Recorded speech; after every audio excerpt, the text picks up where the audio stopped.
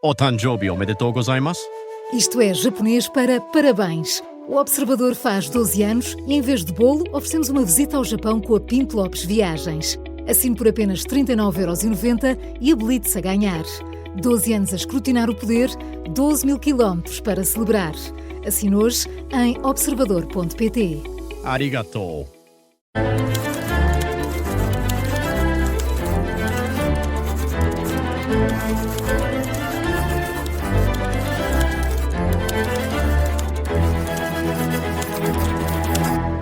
Seja muito bem-vindo ao Português Suave, na Rádio Observador. Estamos por cá ao domingo e à quarta-feira. Eu sou o João Costa e Silva e está comigo, claro, um ninja que a língua já consagrou. A língua portuguesa, claro. Marco Neves, bem-vindo. Olá, está tudo bem? Espero que esteja... Hoje tenho de começar por dizer que vamos ter um dia especial para a língua portuguesa no dia 10 de junho. Quase, não é? Merece, não é? Merece, sim, claro. A língua portuguesa tem vários dias. Há o dia Mundial da Língua Portuguesa, que é o dia 5 de maio. Há o Dia Nacional da Língua Portuguesa no Brasil, que é o dia 21 de maio, salvo erro, posso estar enganado. Depois, não sei se os outros países de língua portuguesa têm dias próprios. Nós cá, no fundo, comemoramos o Dia Nacional no dia 10 de junho, porque não deixa de ser o dia do país e de Camões. E por isso, falamos disso na quarta-feira. Exato. Hoje, como não, para adiantar serviço, vamos falar das dúvidas que recebemos dos nossos ouvintes. Portanto, quem fica a ganhar são os nossos ouvintes, no fundo, porque ficam com um episódio especial na quarta-feira para falar sobre o 10 de junho e hoje ficam com mais tempo para as dúvidas. Portanto, vamos já avançar com a primeira dúvida de João Miranda. Vamos ouvir. Olá, Marco. Eu tenho uma amiga brasileira e agora que estamos na época do Campeonato do Mundo, ou da Copa, estamos a discutir a origem da palavra golo em português e gol no Brasil. E gostávamos de perceber porque é que os dois países dizem de forma diferente. Obrigado. Então, Marco Neves. O que acontece aqui é o que acontece com muitos termos que foram importados já depois, digamos, da separação política entre Portugal e o Brasil, o que levou a que alguns desses termos, nós temos de ver que, ou seja, o Brasil torna-se independente no início do século XIX, não é que as relações tenham sido cortadas, continuamos a ter muitas relações literárias e culturais entre escritores e não só, mas é claro que há uma maior separação a partir do momento em que há uma independência, não é? E por isso, quando depois começam a surgir termos particulares relacionados com o futebol, para falar aqui deste caso, muitas vezes as duas sociedades não olham uma para a outra, ou não olhavam, e por isso simplesmente adaptavam a palavra que vinha de fora de maneira diferente. Portanto, os estrangeirismos serviram, no fundo, em certos pontos para afastar as duas variedades. Eu digo duas porque estamos a falar do Brasil e de Portugal, que na época eram os dois países que falavam português, depois houve outros países que se juntaram à família, e por isso simplesmente a razão é esta. Havia uma palavra inglesa original, goal, que queria dizer objetivo, o objetivo do jogo era esse, não é? E depois foi adaptado de maneira diferente em Portugal e no Brasil. O que também, e há outros casos parecidos em que nós temos áreas onde há este afastamento e são áreas relativamente recentes. Posso dizer que dá uma sensação que nas últimas décadas tem havido uma maior atenção Portugal ao Brasil, e agora também acho que nós já dissemos isto num dos episódios da semana passada, acho eu. Exatamente. Portanto, também me parece que estamos agora a viver numa época em que o Brasil começa a dar um pouco mais de atenção aos outros países, para o bem e para o mal. Isto eu digo para o bem e para o mal para os dois lados, claro. Não só para o Brasil, claro. E por isso, se calhar, agora já seria mais fácil que uma palavra ficasse igual se fosse importada hoje. Não sei, é uma digamos, uma hipótese de trabalho que não sei se confirma ou não. Portanto, a explicação é só essa. Temos uma palavra inglesa que deu origem a duas palavras diferentes porque os brasileiros e os portugueses importaram-na em separado e não olharam para o outro lado, e as duas formas de importar a palavra são legítimas no âmbito da língua portuguesa, e por isso os brasileiros ficaram com gol sem o O no fim e nós ficámos com o O no fim. Muito bem. E é assim. Um abraço para o João Miranda e também para a sua amiga, que seja uma boa Copa, um bom Mundial que está aí quase a começar. Vamos ver quem é que vai ganhar. Será que Portugal ou o Brasil poderão ganhar? Sim, eu gostava muito. Era muito bom que Portugal ganhasse, até porque seria o último Mundial do Cristiano Ronaldo e tinha aqui um simbolismo especial, não é? Ficávamos todos muito contentes. Vamos a isso, é mesmo, vamos a isso, vamos ganhar. Vamos ganhar. Marco, e agora? Neste caso, eu acho que nenhum brasileiro se importa que nós digamos que olha que eu acho que se importam. O quê? Se eu disser, de nós dizermos que gostávamos que Portugal ganhasse, acho que não, quer dizer, digo eu. Não sei, há muita competitividade até nisto. Não, claro que há, mas eu também acho que não estou à espera dos brasileiros dizerem que gostavam que Portugal ganhasse. Sim, nem claro, sim, tá. isso sim. Portanto, acho que vamos ver quem ganha e nós esperamos que seja Portugal. Claro. Olha, vamos agora à próxima do Rui, não é? Vamos a isso. Ele não vai sozinho. Marco Neves, estávamos aqui no meio de uma discussão e lembramos que realmente esta discussão é ótima para te fazer uma pergunta. Eu estou aqui com o meu filho, com o Pedro, e temos aqui uma divergência. Ele tem 5 anos e ele diz que é a Google, mas não é o Google, não é? É, a Google. Não, o Google. A Google. Marco Neves, ajuda-nos, por favor. Finalmente começamos a ter Discussões, exato. ao vivo. Neste caso, o que acontece é que são coisas diferentes. Ou seja, nós podemos falar de a Google quando falamos da empresa, que neste momento já se chama Alphabet, e o Google é o motor de busca. onde nós vamos. Pois, um motor de busca. Portanto, nós podemos ir pesquisar alguma coisa ao Google que pertence à Google. Que entretanto mudou de nome.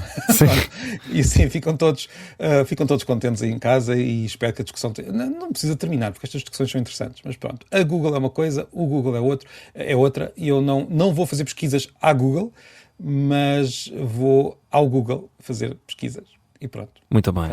Já está respondido. E muito obrigado fiquei muito contente por ouvir. Sim, começamos a cumprir finalmente. É que eu e o Marco Neves, para quem nos está a ouvir se calhar pela primeira vez, não sabe do que é que estamos a falar, nós temos um desejo, que é um dia receber um áudio em plena discussão da dúvida que estão a ter, e tivemos aqui o Rui e o filho Pedro a tentar cumprir, quase. Pronto, e fica aqui um agradecimento ao Pedro e também ao Rui. Exato. Vamos à próxima dúvida. Vamos ouvir David. o David, exatamente. Olá, João e Marco. Olá. O meu nome é David, sou um ouvinte vosso. Aliás, acabei agora de ouvir episódios enquanto almoçava.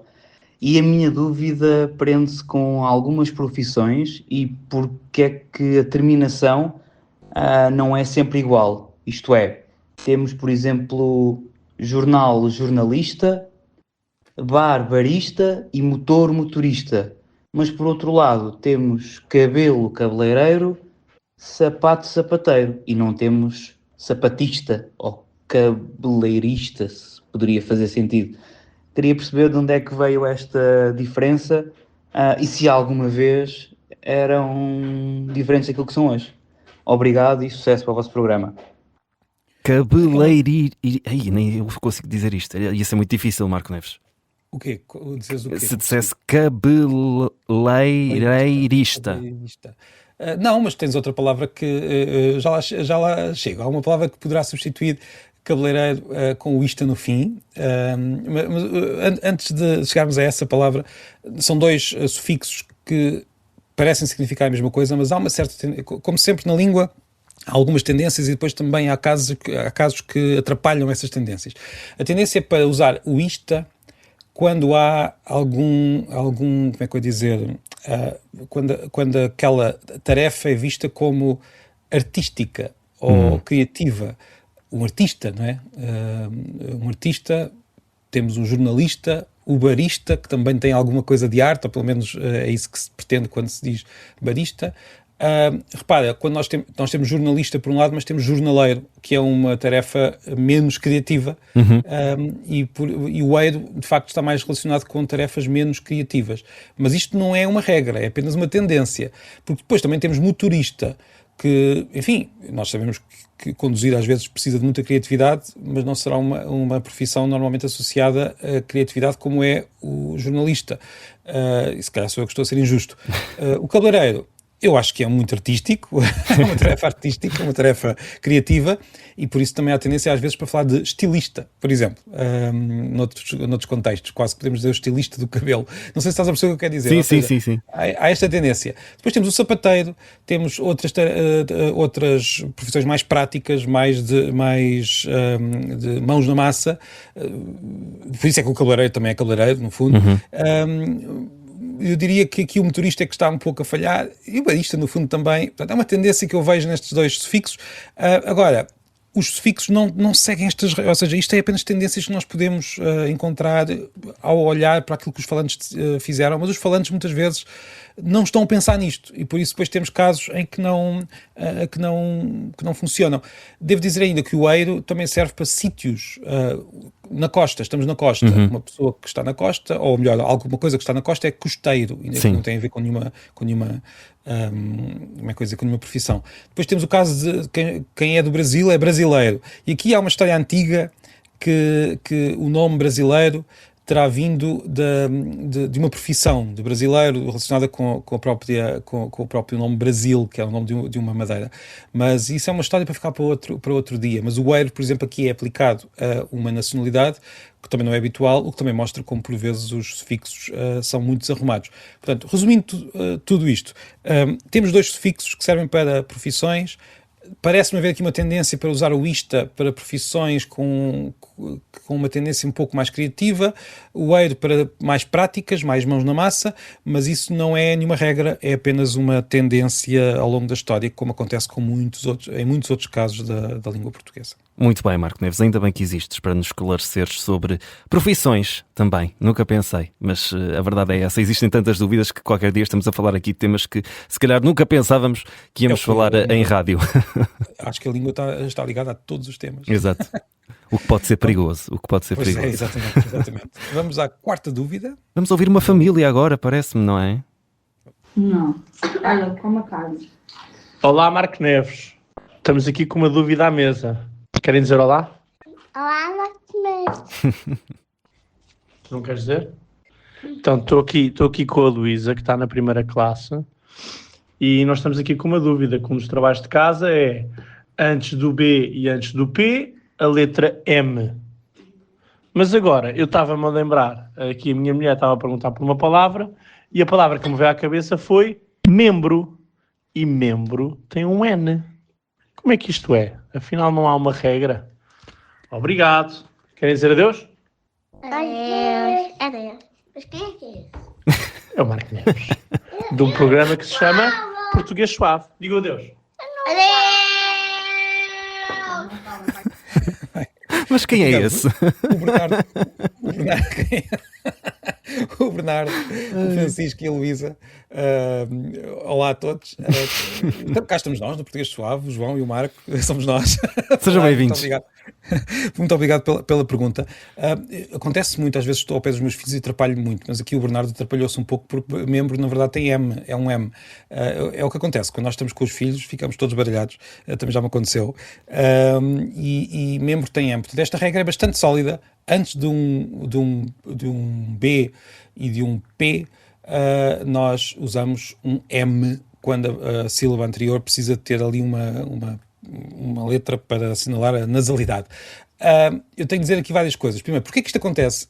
Porque isto é uma tradição muito antiga da ortografia portuguesa, e não é só da portuguesa, tem que ver com a forma como nós pronunciamos o B e o P, em que a forma aproxima-se mais do M do que do N, e por isso acabamos por usar o M, apesar de, na verdade, nós não dizermos o M, nós simplesmente nasalizamos, que é uma palavra muito feia, a vogal anterior. Mas esta tradição vem dessa forma muito parecida de pronunciar o B, o P e o M. E o M, estou a dizer à primária. Devo dizer que ainda há uma terceira letra, portanto é o B, o P, e ainda há uma terceira letra que obriga ao uso do M, que é o próprio M. Há uma palavra que é comumente, que tem 2 M's. Ou seja, o mente começa por M, e como nós queremos nasalizar o U, temos de pôr também um M e não um N. Pronto, isto dizer M e N na rádio é estranho, não é? Porque são sons muito parecidos e espero ter ficado claro o que é que eu queria dizer. Mas eu gostava muito de agradecer esta conversa e gostava que enviassem mais conversas destas, porque... É tão mais divertido, não é? São deliciosas. Exato. Um abraço. Um abraço para o Bernardo, para o Francisco e para a Luísa e para todos aí em casa, e obrigado pela pergunta. E venham-te ver à Feira do Livro ou então na televisão. Tu estás em todo lado, Marco Neves, até nas redes sociais, para saber quem é que é este, porque pronto, é preciso. Sim, se quiserem aparecer na Feira do Livro, vou lá estar. Estás por lá quando agora? Bem, hoje, dia 7, vou lá estar. Olha, agora vou perguntar. Penso que às 4 da tarde vou falar de um dos meus livros, o Atlas da Escrita, às 4 da tarde, hoje, o domingo, portanto, este domingo, vou lá estar. E depois ainda vou lá passar amanhã para apresentar outro livro, vou andar por lá. Sim, se quem quiser ver o Marco Neves, olha, pode ir às redes sociais, pode ir à Feira do Livro, ou então ouvi-lo por aqui todas as semanas no Português Suave. Já sabe, se tiver dúvidas, envie-nos através do 910024185, é o nosso WhatsApp. Foi através do WhatsApp que recebemos estas dúvidas em mensagem de voz para este episódio, mas também pode usar o nosso e-mail, que é portuguesuave@observador.pt. Marco Neves, um abraço, fica bem e até quarta, é isso mesmo.